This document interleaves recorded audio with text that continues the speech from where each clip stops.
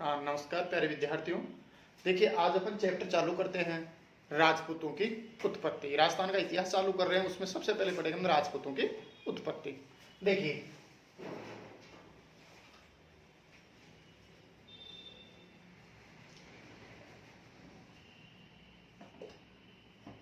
कवि था चंद्रवरदाई।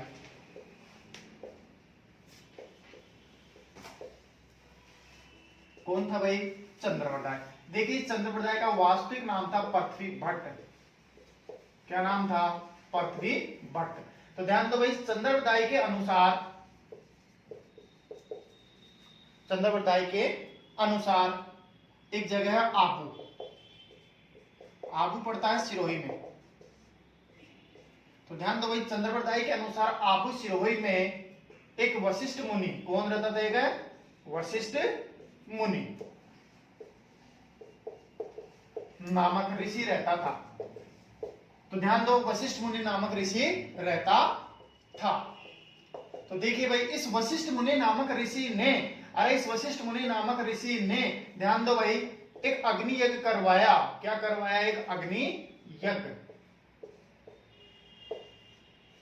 अग्नि यज्ञ करवाया। अच्छा, ध्यान दो, अग्नि यज्ञ क्यों करवाया? अरबी आक्रमणकारियों का विनाश करने के लिए।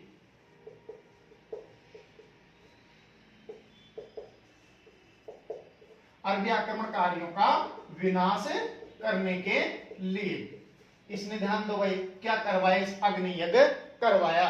तो ध्यान दो, इस अग्नि यज्ञ से निकले कौन? अरे भाई, इस अग्नि कुंड से निकले राजपूत। कौन निकले? राजपूत। तो ध्यान दो, इस अग्नि कुंड से सबसे पहले, ध्यान दो भाई, कौन निकले? प्रतिहार। कौन निकले? प्रतिहार। अच्छा, प्रतिहार के बाद परमार। परमार के बाद चालुक्य। कौन निकले? चालुक्य। अच्छा, चालुक्य का दूसरा नाम है सोलंकी। क्या नाम है? सोलंकी। और देखिए, अंत में कौन निकले?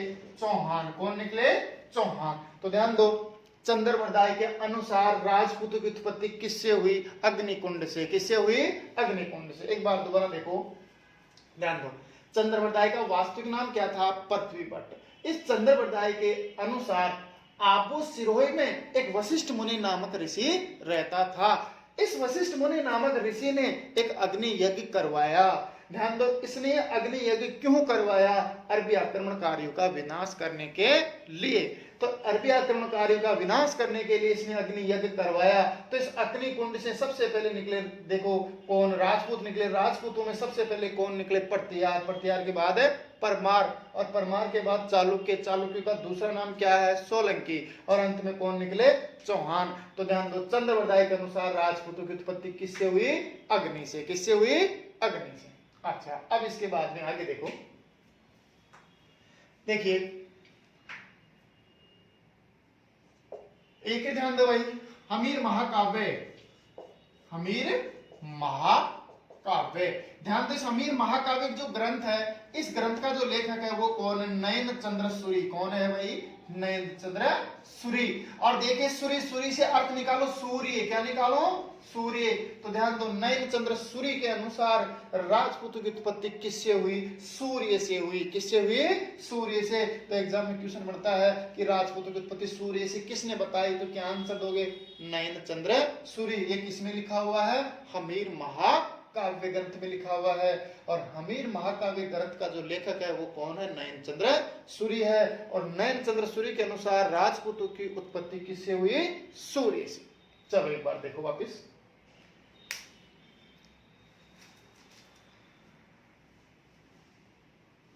अब देखिए, अब आप लोग बिना देखे आंसर देना, एक बार पढ़ के। चलो आंसर दो।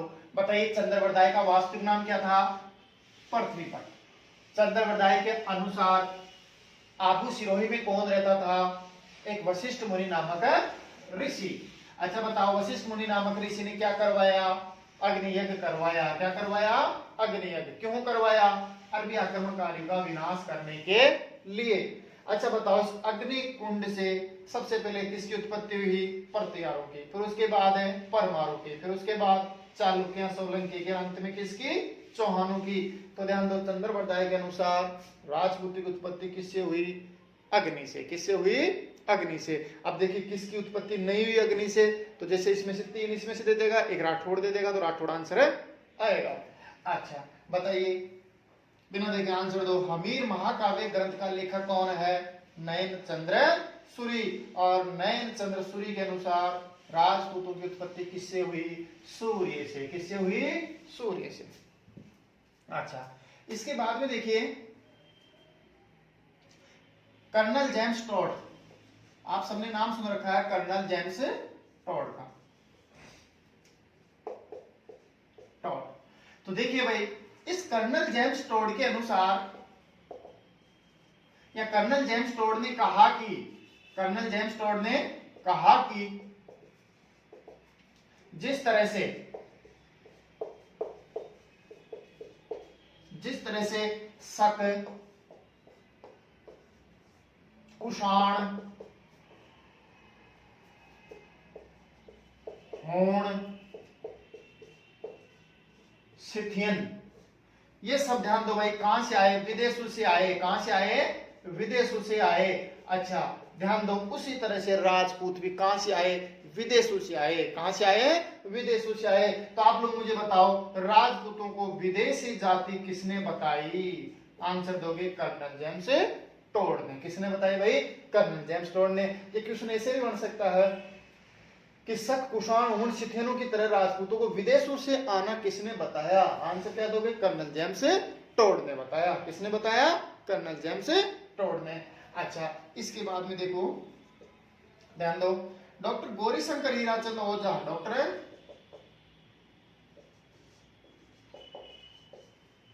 गौरीशंकर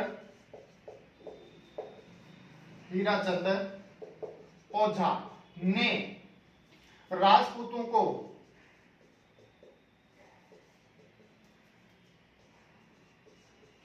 वैदिक आर्यों की, किसकी?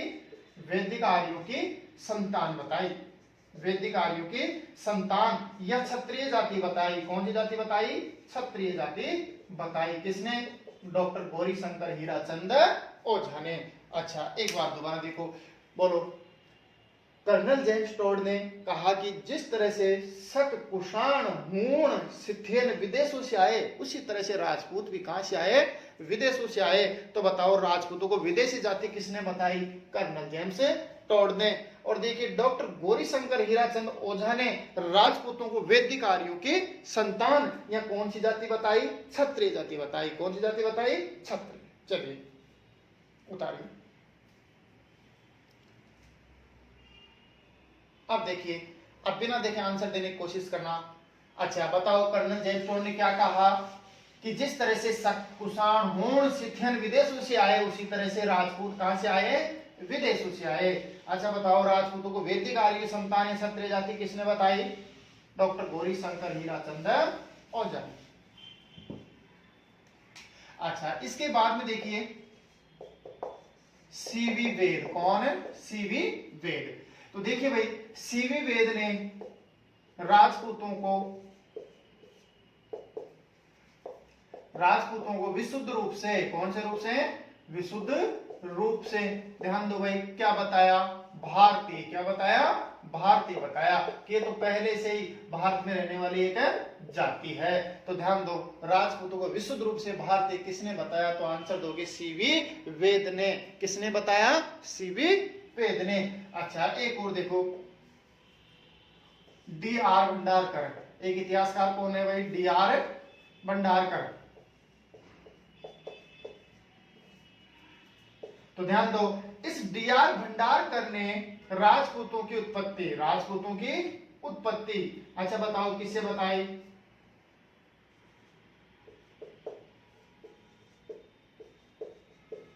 उत्पत्ति ब्राह्मणों से। किससे बताई भाई? ब्राह्मणों से बताई। किससे बताई? बोलो। ब्राह्मणों से बताई। अच्छा यह राजपूतों को ब्राह्मणों से अलग होना किसने बताया? क्या आंसर दोगे? डी.आर. भंडारकर ने राजपूतों की उत्पत्ति ब्राह्मणों से बताई, या कहा कि ये तो ब्राह्मणों से अलग हुए। चलो एक बार दोबारा देखो, बोलो। सीवी वेद ने राजपूतों की उत्पत्ति, सीवी वेद ने राजपूतों को विशुद्ध रूप से क्या बताया? भारतीय बताया। क्या बताया? भारतीय। और डी.आर. भंडारकर ने राजपूतों की उत्पत्ति किससे बताई? ब्राह्मणों से। चलो एक बार दोबारा आंसर दो बिना देखे। बताइए सीवी वेद ने राजपूतों को क्या बताया? विशुद्ध रूप से भारतीय बताया। अच्छा, डीआर भंडारकर ने राजपूतों की उत्पत्ति किससे बताई? ब्राह्मणों से। किससे बताई? ब्राह्मणों से। चलिए अब देखिए भाई, अपन सबसे पहले चालू करेंगे आज चौहान वंश। क्या चालू करेंगे? चौहान वंश।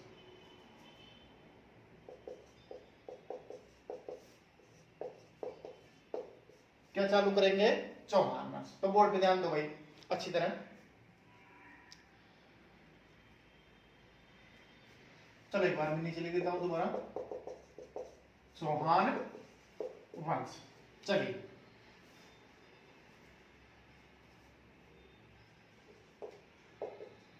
देखिए भाई, चौहान वंश,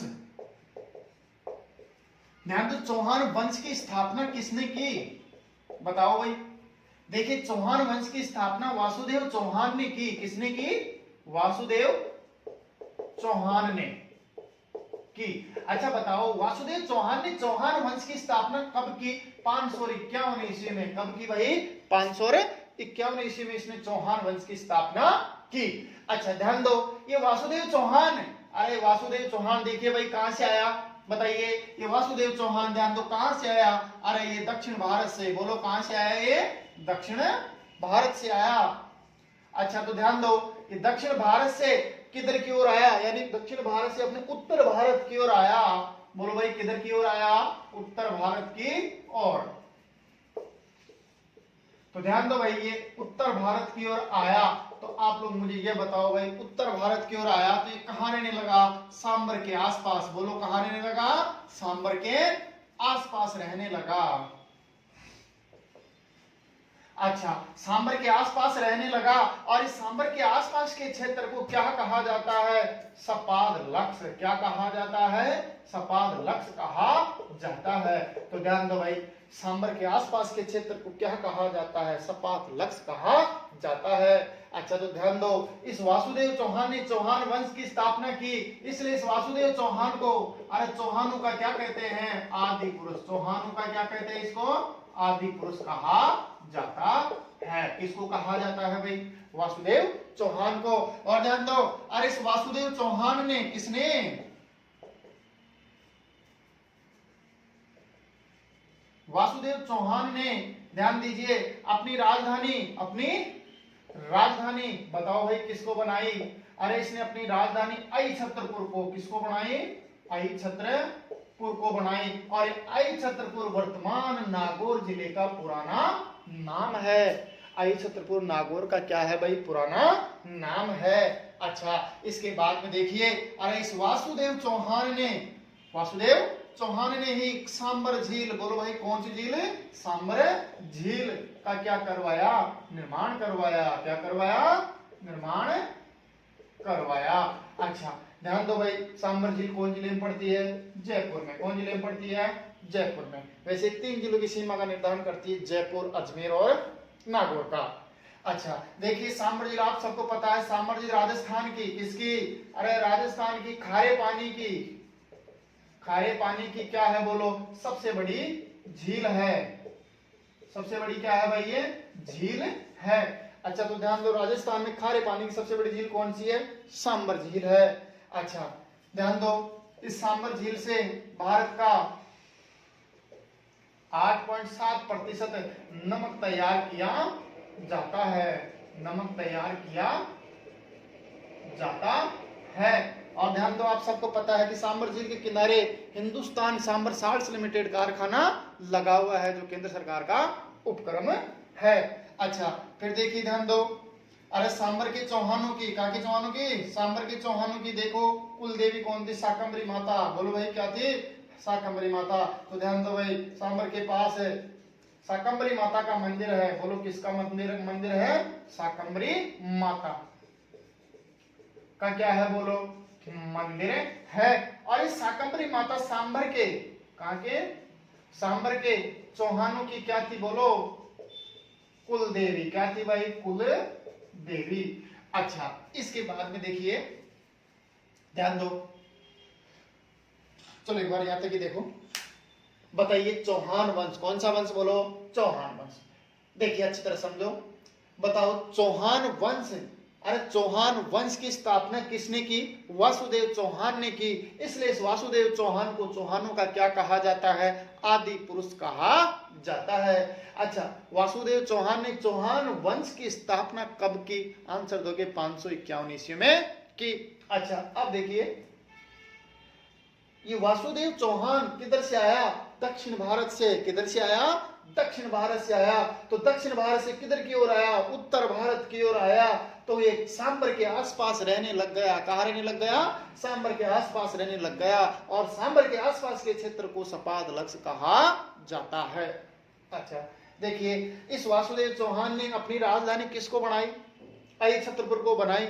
आई छत्रपुर वर्तमान नागौर जिले का पुराना नाम है। और इस वासुदेव चौहान ने सांबर झील का निर्माण करवाया जयपुर में। और इस सांबर झील राजस्थान में खारे पानी की सबसे बड़ी झील मानी जाती है। और सांबर झील से भारत का 8.7% नमक तैयार किया जाता है। और देखो सांबर झील के पास में शाकंभरी माता का क्या है?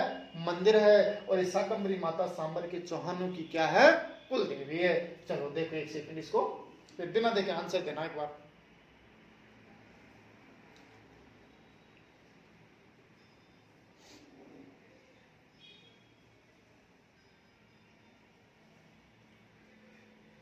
चलिए अब देखिए, बिल्कुल बिना देखे आंसर देना। यहाँ का यहाँ याद हो जाना चाहिए आपको। अब कोई सी भी किताब उठा के देखना, उसको पढ़ना, फिर आपको ऐसा लगेगा कि इस किताब को जैसे मैंने लिखा है। बिना देखे आंसर देने की कोशिश करना। अच्छा देखिए, बताइए चौहान वंश की स्थापना किसने की? वासुदेव चौहान ने। कब की? 551 ईस्वी में। अच्छा, चौहानों का आदि पुरुष किसको कहा जाता है? वासुदेव चौहान को। अच्छा बताइए, वासुदेव चौहान किधर से आया? दक्षिण भारत से। किधर की ओर आया? उत्तर भारत की ओर। अच्छा बताओ, उत्तर भारत की ओर आया तो ये कहां रहने लगा? सांबर के आसपास। कहां रहने लगा? सांबर के आसपास। और सांबर के आसपास के क्षेत्र को क्या कहा जाता है? सपाद लक्ष्य कहा जाता है। और देखो वासुदेव चौहान ने अपनी राजधानी किसको बनाई? आई छतरपुर को बनाई। आई छतरपुर वर्तमान नागौर जिले का पुराना नाम है। अच्छा बताओ, सांबर झील का निर्माण इसने जयपुर में करवाया, वासुदेव चौहान ने। अच्छा बताओ, राजस्थान में खारे पानी की सबसे बड़ी झील कौन सी है? सांबर। सांबर झील से भारत का कितना प्रतिशत नमक तैयार किया जाता है? 8.7%। सांबर झील के पास में शाकंभरी माता का क्या है? मंदिर है। जो सांबर के चौहानों की क्या है? कुल देवी है। क्या है? कुल देवी है। अच्छा अब देखो, अरे सांबर के चौहानों की, सांबर के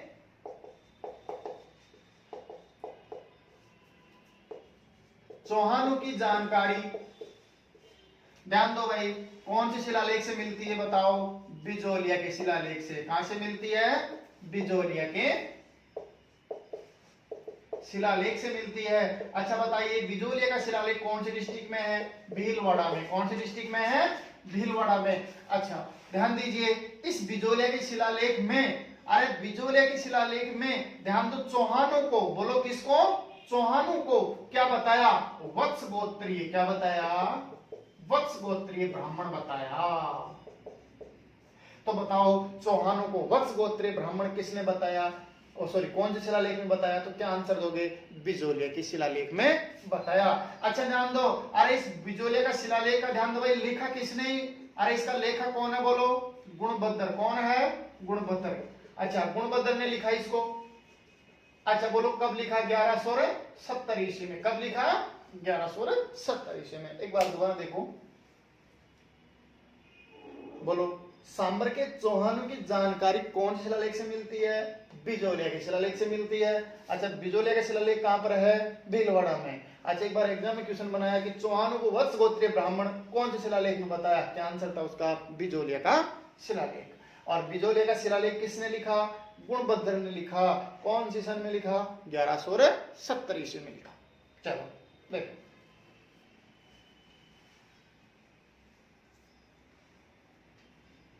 देखिए। अच्छा बताइए, बताओ सांबर के चौहानों की जानकारी किसमें मिलती है भाई? बिजोलिया के शिलालेख में। बिजोलिया का शिलालेख कौन से डिस्ट्रिक्ट में है? भीलवाड़ा में। अच्छा ध्यान दो, इस बिजोलिया के शिलालेख में चौहानों को क्या बताया? वत्स गोत्रीय ब्राह्मण बताया। और ये किसने लिखा? गुणबद्ध ने लिखा। कौन जिसने में लिखा? 1170 ईस्वी में। अब देखिए भाई आगे, अब ध्यान दो, चौहानों का यहाँ से सन बाय सन शासन चालू हो जाएगा। तो देखिए 1113 से लेकर 33 का जो शासन काल है चौहानों में, ध्यान दो भाई, वो किसका है? बोलो, अजयराज चौहान का। किसका है? अजयराज चौहान का। तो ध्यान दीजिए भाई, इस अजयराज चौहान ने 1113 ईस्वी में अजमेर की, बोलो किसकी? अजमेर की क्या की? स्थापना की। और देखिए इस अजयराज चौहान ने ही 1113 ईस्वी में, ध्यान दो, कौन सा दुर्ग बनवाया? बोलो, अजयमेरु। कौन सा दुर्ग बनवाया? अजयमेरु दुर्ग, यानी अजमेर का दुर्ग बनवाया, अजयमेरु दुर्ग बनवाया। अच्छा देखिए, इस अजयमेरु दुर्ग को ही अपन क्या कहते हैं? बोलो, गढ़बीठली दुर्ग। क्या कहते हैं? गढ़बीठली दुर्ग। और इस गढ़बीठली दुर्ग को ही अपन क्या कहते हैं? बताओ, तारागढ़ का दुर्ग। क्या कहते हैं? तारागढ़ का दुर्ग। अच्छा देखिए, अरे तारागढ़ का दुर्ग, इसी दुर्ग को कहते हैं अजयमेरु दुर्ग को। ध्यान दो, इस दुर्ग का नाम ये तारागढ़ किसने रखा? तो ध्यान दो भाई, अरे इस दुर्ग का नाम तारागढ़ नाम रखा पृथ्वीराज सिसोदिया ने। बोलो, किसने रखा? पृथ्वीराज सिसोदिया ने रखा। आप सबको पता है ये पृथ्वीराज सिसोदिया मेवाड़ का शासक था। जब अपन मेवाड़ का इतिहास पढ़ेंगे उसमें आएगा ये। अच्छा तो ध्यान दो, इस पृथ्वीराज सिसोदिया वही है जिसको उड़ाना राजकुमार और धावक के नाम से जाना जाता है। तो ध्यान दो, इस पृथ्वीराज सिसोदिया ने 1505 में अरे इस दुर्ग की क्या करवाई? मरम्मत। क्या करवाई?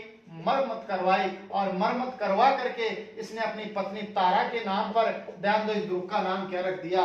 तारागढ़ रख दिया। तो बताओ, अजयमेर दुर्ग का नाम तारागढ़ किसने दिया? पृथ्वीराज सिसोदिया ने दिया। कौन सी सन में? 1505 में इसकी मरम्मत करवाई तब। अच्छा, इसके बाद में देखिए, इसी दुर्ग को अपन और क्या कहते हैं? बोलो, पूर्व का जिब्राल्टर। क्या कहते हैं भाई? पूर्व का जिब्राल्टर भी कहा जाता है। तो ध्यान दो, इस अजयमेरु दुर्ग को पूर्व का जिब्राल्टर किसने कहा? तो आंसर दोगे हैदर बिशप ने। बोलो, किसने कहा? अरे हैदर बिशप ने इसको पूर्व का जिब्राल्टर कहा। चलो एक बार दोबारा देखो अच्छी तरह। बोलो, 1113 से लेकर 33 का शासनकाल किसका माना जाता है भाई? अजयराज चौहान का। किसका है? अजयराज चौहान का। अच्छी तरह देखो, अजयराज चौहान ने 1113 ईस्वी में अजमेर की क्या की? स्थापना की। और 1113 ईस्वी में इसने कौन सा दुर्ग बनवाया? वहां पर अजयमेरु दुर्ग बनवाया। अजयमेरु दुर्ग गढ़बीठली पहाड़ी पर होने के कारण इसको क्या कहा जाता है? गढ़बीठली दुर्ग कहा जाता है। और इस गढ़बीठली दुर्ग को ही क्या कहते हैं अपन? तारागढ़ का दुर्ग। क्या कहते हैं? तारागढ़ का दुर्ग। अच्छा, तारागढ़ नाम किसने रखा? पृथ्वीराज सिसोदिया ने रखा, क्योंकि इसने इस दुर्ग की 1505 में क्या करवाई थी? मरम्मत करवाई। और मरम्मत करवा करके अपनी पत्नी तारा के नाम पर दुर्ग का नाम क्या रख दिया? तारागढ़ का दुर्ग रख दिया। और इसी को अपन पूर्व का जिब्राल्टर कहते हैं। पूर्व का जिब्राल्टर किसने कहा? हैदर बिशप ने। किसने कहा? हैदर बिशप ने। इसके अलावा जब दुर्ग पढ़ेंगे और इसकी डिटेल पढ़ेंगे। इसको अरावली का अरमान भी कहते हैं, और आपको पता है अजमेर को राजस्थान का हृदय भी कहा जाता है। चलो देखो, अब बिना देखे आंसर देना। बताइए, 1113 से 33 का शासनकाल किसका है भाई? अजयराज चौहान का। बताओ, अजयराज चौहान ने अजमेर की स्थापना कब की? 1113 ईस्वी में। अच्छा, अजयराज चौहान ने 1113 ईस्वी में कौन सा दुर्ग बनवाया? अजयमेरु दुर्ग। अजयमेरु दुर्ग का दूसरा नाम क्या है भाई? गढ़बीठली दुर्ग। अच्छा, इसका तीसरा नाम क्या है? तारागढ़ का दुर्ग। तारागढ़ नाम किसने रखा? पृथ्वीराज सिसोदिया ने रखा। इसने अपनी पत्नी तारा के नाम पर दुर्ग का नाम क्या रख दिया? बोलो, तारागढ़। अच्छा, अजयमेरु दुर्ग को क्या कहते हैं? पूर्व का जिब्राल्टर कहते हैं। पूर्व का जिब्राल्टर किसने कहा? हैदर बिशप ने कहा।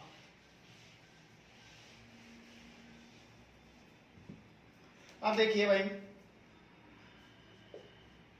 1133 से लेकर 50 का जो शासनकाल है वो है अर्णोराज का। किसका है भाई? अर्णोराज या आनाजी।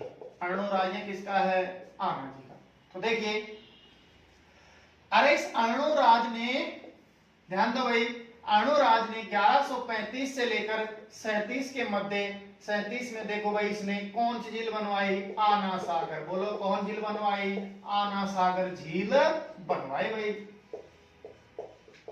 अच्छा बताओ आना सागर झील कौन सी डिस्ट्रिक्ट में पड़ती है, अजमेर में। कहां पड़ती है बताओ, अजमेर में। अच्छा देखिए इस आना सागर जो झील है, अरे इस आना सागर झील में जो पानी आता है वो कौन सी झील का पानी आता है बताओ। आना सागर झील में पानी आता है फाई सागर झील का। कौन झील का आता है, अरे फाई सागर झील का आता है। फाई सागर झील कौन सी डिस्ट्रिक्ट में पड़ती है, अजमेर में। कौन डिस्ट्रिक्ट में पड़ती है, तो ध्यान दो भाई ये है आपकी कौन सी झील, फाई सागर झील। और देखिए इस फाई सागर झील में पानी कहां से आता है, तो आंसर दोगे बांडी नदी का। कौन सी नदी का पानी आता है, बांडी नदी का। तो बांडी नदी का पानी फाई सागर में आता है और जब फाई सागर भर जाती है तो इसका पानी किस में आ जाता है, आना सागर झील में आ जाता है। तो आपसे पूछा जाए कि आना सागर झील में पानी कौन सी नदी का आता है, तो आंसर दोगे बांडी नदी का आता है। और कौन सी झील में होते हुए आता है, तो क्या आंसर आएगा, फाई सागर झील। फाई सागर झील भी कहां पर है, अजमेर में। इंजीनियर फाई के निर्देशन में इसका निर्माण हुआ और ये ऐसी झील है जिसका निर्माण अकाल राहत कार्यों में किया गया। अच्छा अब देखिए तो आना सागर झील का निर्माण 1135 से 37 के बीच अणुराज आना जी ने करवाया। और ध्यान दो अजमेर में पड़ती है आना सागर झील। और इस आना सागर झील के किनारे जहांगीर ने, ध्यान दो भाई, जहांगीर ने दौलता बाग क्या बनवाया, दौलता बाग बनवाया। अच्छा ध्यान दो इस दौलता बाग को अरे वर्तमान में किसने भाई, वर्तमान में ध्यान दो सुभाष उद्यान। बोलो किसके नाम से, वर्तमान में इसको सुभाष उद्यान के नाम से जाना जाता है। बोलो भाई किस नाम से जाना जाता है इसको, सुभाष उद्यान के नाम से जाना जाता है। और ध्यान दो अरे इस जहांगीर का पुत्र, जहांगीर का पुत्र कौन था, बोलो शाहजहां। कौन था, शाहजहां। तो देखिए भाई अच्छा ध्यान दो इस शाहजहां ने भी, बोलो भाई किसने से, शाहजहां ने भी ध्यान दो इसी झील के किनारे, अरे शाहजहां ने भी इसी झील के किनारे क्या बनवाई, 12 दरिया। बोलो क्या बनवाई, 12 दरिया बनवाई। अच्छा ध्यान दो ये 12 दरिया संगमरमर की है। बोलो भाई किसकी है, संगमरमर की है। बेंच की तरह बनी हुई जिस पर कोई पर्यटक जाते हैं तो आसानी से बैठ जाते हैं। तो ध्यान दो भाई दौलता बाग और 12 दरिया कौन सी झील के किनारे है, आना सागर झील के किनारे है। और ध्यान दो ये जहांगीर और शाहजहां अरे ये मुगल बादशाह थे। कौन थे, दोनों मुगल बादशाह थे। लेकिन ध्यान दो इन दोनों की माताएं अपने राजस्थान की थी। कौन कौन थी आगे आ जाएगी सब। तो ध्यान दो जहांगीर और शाहजहां दोनों की माताएं राजपूत थी। तो एग्जाम में क्वेश्चन बनता है एक बार आरएस में बना कि कौन सी दो मुगल बादशाहों की माताएं राजपूत थी। तो आंसर क्या आएगा, जहांगीर और शाहजहां। अरे दोनों की माताएं क्या थी, राजपूत। कौन थी, राजपूत या हिंदू। राजपूत या क्या थी भाई, हिंदू थी। तो कौन से दो मुगल बादशाहों की माताएं राजपूत या हिंदू थी, क्या आंसर दोगे आप लोग, जहांगीर और शाहजहां दोनों की माताएं क्या थी भाई, राजपूत या हिंदू थी। अच्छा अब देखिए आगे, अरे इस अणुराज ने पुष्कर में वराह मंदिर, बोलो क्या बनवाया, वराह मंदिर बनवाया। बोलो भाई क्या बनवाया, वराह मंदिर बनवाया जो भगवान विष्णु को क्या है, बोलो समर्पित है। क्या है, समर्पित है। तो ध्यान दो भाई पुष्कर झील के किनारे वराह मंदिर किसने बनवाया, आंसर दोगे अणुराज ने बनवाया जो भगवान विष्णु को क्या है, समर्पित है। और दूसरी बात देखिए, अरे इस अणुराज की हत्या ध्यान दो भाई किसने की, अरे अणुराज की हत्या उसके पुत्र ने ही की, यानी उसके पुत्र जगदेव ने की। बोलो भाई किसने की, जगदेव ने की। तो ध्यान दो ये जगदेव राजस्थान का पहला क्या बन गया, पितृहंता। बोलो भाई क्या बन गया, पहला पितृहंता। पितृहंता तो बहुत आएंगे लेकिन राजस्थान का पहला पितृहंता कौन था, क्या आंसर दोगे, जगदेव था। अब इसके बाद देखिए मैंने लिख दिया, अच्छी तरह समझो आप लोग। देखो एक एक चीज क्लियर हो जानी चाहिए। बताइए 1133 से लेकर 50 का शासनकाल किसका है, अणुराज का। किसका है, अणुराज का। अणुराज का दूसरा नाम क्या है, आनाजी। क्या है, आनाजी। बताइए अर्णोराज ने 1135 से 37 के मध्य कौन सी झील बनवाई? आना सागर। कौन झील बनवाई? आना सागर झील बनवाई। आना सागर झील कौन से डिस्ट्रिक्ट में पड़ती है? अजमेर में पड़ती है। फिर देखो एग्जाम में क्वेश्चन बनता है आना सागर झील में पानी कौन सी झील का आता है? फाई सागर झील का आता है। और ये फाई सागर झील भी कौन से डिस्ट्रिक्ट में पड़ती है? अजमेर में ही पड़ती है। और फाई सागर झील में कौन सी नदी का पानी आता है? बाड़ी नदी का पानी आता है। और आना सागर झील के लिए डायरेक्ट नदी का नाम पूछे तो क्या आंसर दोगे? बाड़ी नदी का। ये सेकंड ग्रेड में आया था ये वाला क्वेश्चन कि आना सागर झील में कौन सी नदी का पानी आता है? क्या आंसर आएगा? बाड़ी नदी का पानी आता है। अब बताइए, आना सागर झील के किनारे जहांगीर ने क्या बनवाया? दौलता बाग बनवाया। क्या बनवाया? दौलता बाग। अच्छा, इस दौलता बाग को वर्तमान में सुभाष उद्यान के नाम से जाना जाता है। और ध्यान दो, अरे जहांगीर का पुत्र कौन था? शाहजहां था। कौन था? शाहजहां। तो ध्यान दो, शाहजहां ने भी इसी झील के किनारे 12 दरिया बनवाई संगमरमर की। किसकी? संगमरमर की। और इतिहास में ये दोनों मुगल बादशाह जिनकी माताएं क्या थी? राजपूत या हिंदू थी। क्या थी भाई? राजपूत या हिंदू थी। क्योंकि आप सबको पता है कि अकबर ने आमेर के शासक बहरमल की पुत्री कौन थी? बताइए भाई। हरकाबाई। कौन थी? हरकाबाई। उससे उसने क्या किया था? विवाह किया। और हरकाबाई जोधाबाई के नाम से प्रसिद्ध हुई। फिर उसके ध्यान दो भाई, पुत्र कौन हुआ था? जहांगीर। कौन हुआ था? जहांगीर। और फिर जहांगीर ने भी मारवाड़ का शासक मोटा राजा उदय सिंह की पुत्री जगत गोसाई से विवाह किया। अच्छा, उस जगत गोसाई भी जोधपुर के होने के कारण जोधाबाई के नाम से प्रसिद्ध हुई। फिर उस जोधाबाई के यानी जोधपुर वाली के पुत्र कौन हुआ? शाहजहां हुआ। तो ये जयपुर वाली का और ये जोधपुर वाली का, तो दोनों की माताएं कौन हो गई? राजपूत या हिंदू हो गई भाई। अच्छा बताइए, अर्णोराज ने पुष्कर में कौन सा मंदिर बनवाया? वराह मंदिर बनवाया। और ये वराह मंदिर भगवान विष्णु को समर्पित है। और अर्णोराज की हत्या उसके बेटे जगदेव ने की। और ये जगदेव राजस्थान का क्या बन गया? पहला पितृहंता बन गया। पितृहंता बहुत आएंगे, लेकिन उनमें सबसे पहला पितृहंता कौन था? जगदेव था। कौन था? जगदेव। अच्छा, एक बार देखो इसको अच्छी तरह और फिर बिना देखे आंसर देने की कोशिश करना।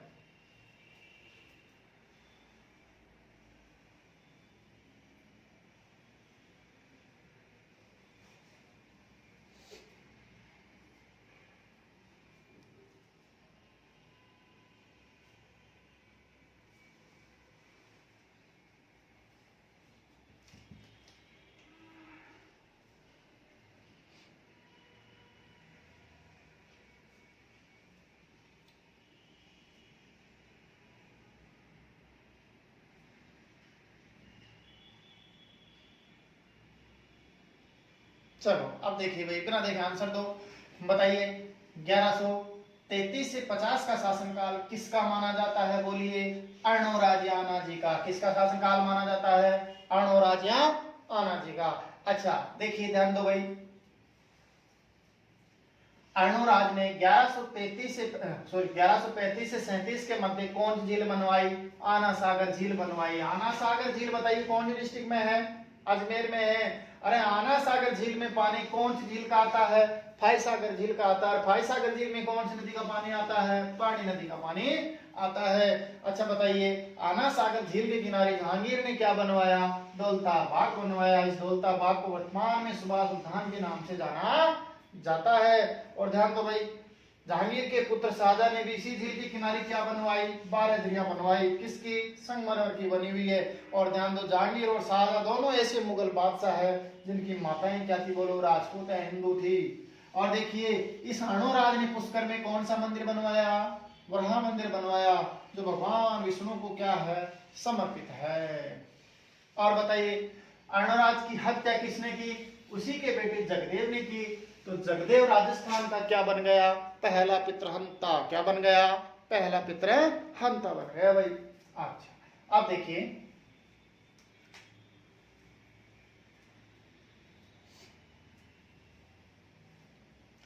अब ध्यान दो भाई, देखिए 1133 से 50 का शासनकाल किसका था? अर्णोराज का। किसका था?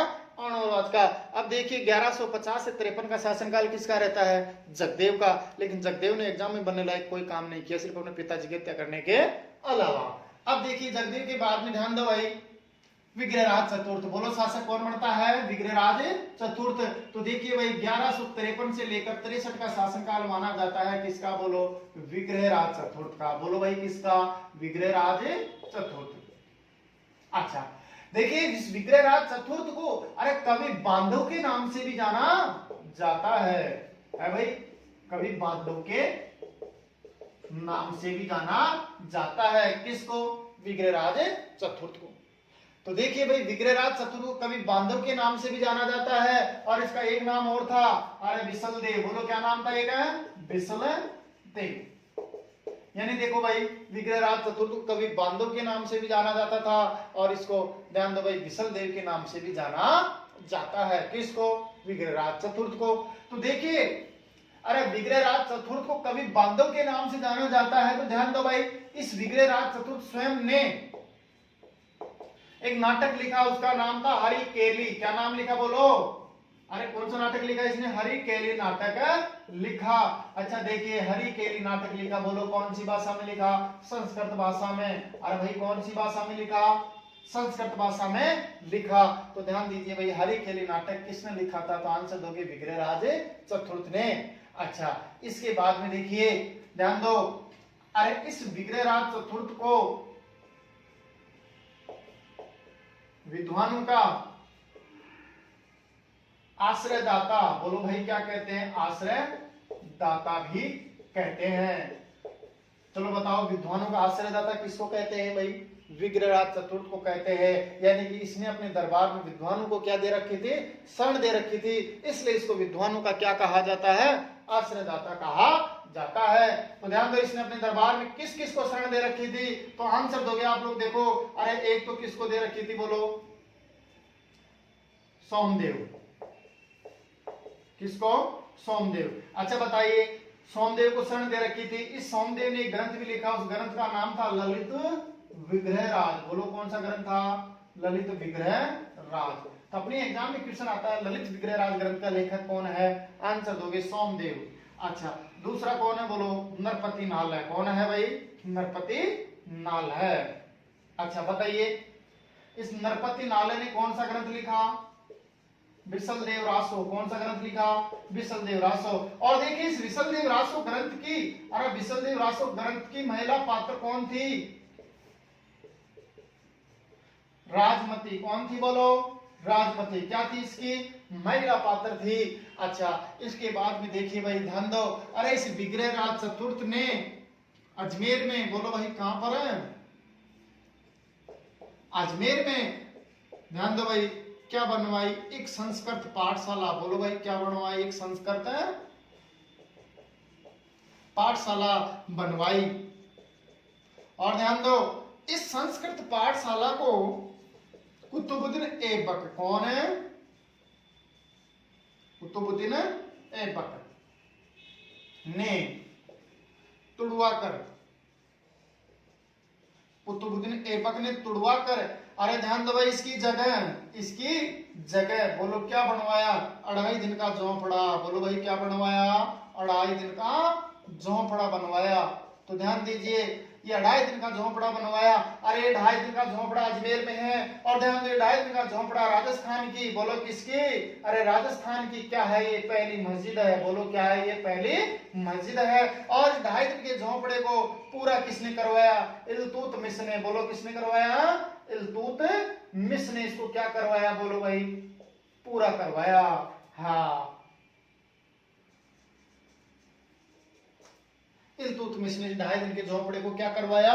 पूरा करवाया। और यहाँ पर ध्यान दीजिए भाई 2.5 दिन का, अरे कितने दिन का? 2.5 दिन का क्या लगता है यहाँ पर? पंजाब शाह। बोलो क्या लगता है यहाँ पर? 2.5 दिन का पंजाब शाह का उर्स लगता है, यानी मेला लगता है, इसलिए इसको 2.5 दिन का झोंपड़ा कहा जाता है। और इसको 2.5 दिन में तुड़वाया गया था, ये नहीं कि इसको 2.5 दिन में बनवाया था। अच्छा दूसरी बात देखिए भाई, तो एक बार यहां तक देखो, बोलो 1153 से लेकर 63 का जो शासनकाल है वो किसका माना जाता है भाई? विग्रहराज चतुर्थ का। किसका शासनकाल है ये? विग्रहराज चतुर्थ का। विग्रहराज चतुर्थ का इसको और क्या कहते हैं, कवि बांधव के नाम से भी जाना जाता है और इसको विसलदेव भी कहते हैं। क्या कहते हैं भाई इसको, विसलदेव। देखिए इस विग्रहराज चतुर्थ स्वयं ने कौन सा नाटक लिखा, हरिकेली नाटक लिखा। अरे इसने हरिकेली नाटक कौन सी भाषा में लिखा बताओ, संस्कृत भाषा में। कौन सी भाषा में लिखा, संस्कृत भाषा में लिखा। और ध्यान दो इस विग्रहराज चतुर्थ को ही विद्वानों का क्या कहा जाता है, आश्रयदाता। बोलो भाई क्या कहा जाता है, आश्रयदाता कहा जाता है। तो ध्यान दो इसने अपने दरबार में किस किस को शरण दे रखी थी बताओ, एक तो सोमदेव को दे रखी थी। अरे सोमदेव, और दूसरा कौन था, नरपति नालय। तो ध्यान दो सोमदेव ने एक ग्रंथ की रचना की, उस ग्रंथ का नाम है ललित विग्रहराज। क्या नाम है, ललित विग्रहराज।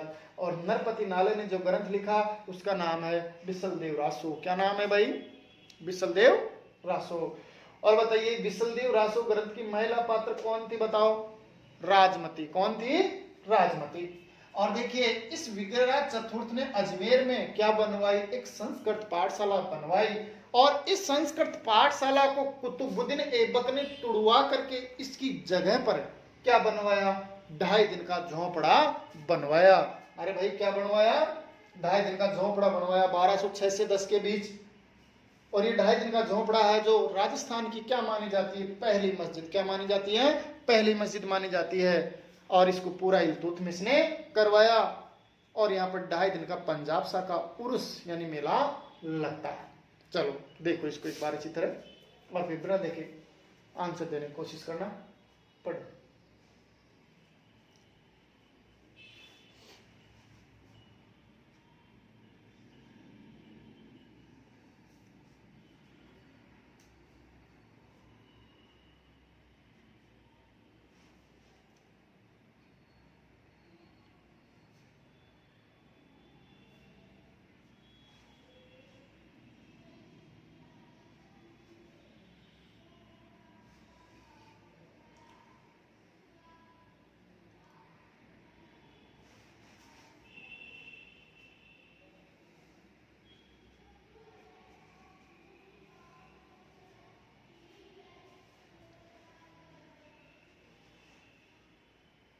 चलिए अब देखिए भाई ध्यान दो, बताइए 1153 से 63 का शासनकाल किसका है भाई, विग्रहराज चतुर्थ का। तो ध्यान दो इस विग्रहराज चतुर्थ को कवि बांधव और विसलदेव के नाम से जाना जाता है। इस विग्रहराज चतुर्थ से हमने कौन सा नाटक लिखा, हरिकेली नाटक लिखा। बताइए कौन सी भाषा में लिखा, संस्कृत भाषा में लिखा। और ध्यान दो इसको विद्वानों का आश्रयदाता भी कहा जाता है। तो इसने अपने दरबार में किस किस को शरण दे रखी थी, एक तो सोमदेव को और दूसरा नरपति नालय। सोमदेव ने कौन सा ग्रंथ लिखा बताइए, ललित विग्रहराज। और नरपति नालय ने कौन सा ग्रंथ लिखा, विसलदेव रासो। और बताइए विसलदेव रासो ग्रंथ की महिला पात्र कौन थी, राजमती। और ध्यान दो इसने अजमेर में एक संस्कृत पाठशाला बनवाई। और इसने संस्कृत पाठशाला को ध्यान दो भाई कुतुबुद्दीन ऐबक ने तुड़वा करके उसकी जगह पर 2.5 दिन का झोंपड़ा बनवाया। ये 2.5 दिन का झोंपड़ा राजस्थान की क्या है, पहली मस्जिद है, जिसको पूरा किसने करवाया, इल्तुतमिश ने करवाया। और ध्यान दीजिए 2.5 दिन का यहाँ पर पंजाब सा का उर्स लगता है। क्या लगता है भाई, उर्स। थोड़ा सा और देखो। अच्छा देखिए ध्यान दीजिए भाई इस विग्रहराज चतुर्थ ने दिल्ली के, कहां के, दिल्ली के तोमर वंश, कौन सा वंश, तोमर वंश के शासकों को, तोमर वंश के शासकों को पराजित करके ध्यान दो भाई चौहानों में क्या किया इसने, बोलो, चौहानों में सर्वाधिक साम्राज्य का विस्तार किया। चौहानों में सर्वाधिक साम्राज्य का विस्तार किया। इसलिए ध्यान दो भाई इसके शासन काल को चौहानों का स्वर्ण काल कहा जाता है। तो बताइए चौहानों का स्वर्ण काल कौन से शासक के शासन काल को कहा जाता है, तो आंसर देखिए आओगे आप, विग्रहराज चतुर्थ। किसके शासन काल को, विग्रहराज चतुर्थ विसलदेव के शासन काल को चौहानों का स्वर्ण काल कहा जाता है। अच्छा इसके बाद में देखिए भाई इस विग्रहराज चतुर्थ ने ही, अरे टोंक में, बोलो कहां पर है, टोंक में, ध्यान दो बिसलपुर, कौन सा, बिसलपुर बांध बनवाया। बोलो भाई कौन सा बांध बनवाया, बिसलपुर बांध बनवाया। और ध्यान दीजिए आप सबको पता है कि बिसलपुर बांध राजस्थान में पेयजल का, किसका, पेयजल का सबसे बड़ा बांध है। बोलो भाई क्या है, ये सबसे बड़ा बांध है। अच्छा तो ध्यान दो भाई, ये राजस्थान में पेयजल का सबसे बड़ा बांध है। तो ध्यान दो, ये टोंक जिले में है। बोलो कौन सी नदी पर बना हुआ है, ये बनास नदी पर। कौन सी नदी पर है, बनास नदी पर बना हुआ है। और ध्यान दो, बनास नदी चंबल की सहायक नदी है। अच्छा तो एक बार दोबारा देखिए, बताइए 1153 से 63 का शासनकाल किसका है, विग्रहराज चतुर्थ का। अच्छा ध्यान दीजिए, विग्रहराज चतुर्थ ने दिल्ली के तोमर वंश के शासकों को पराजित किया।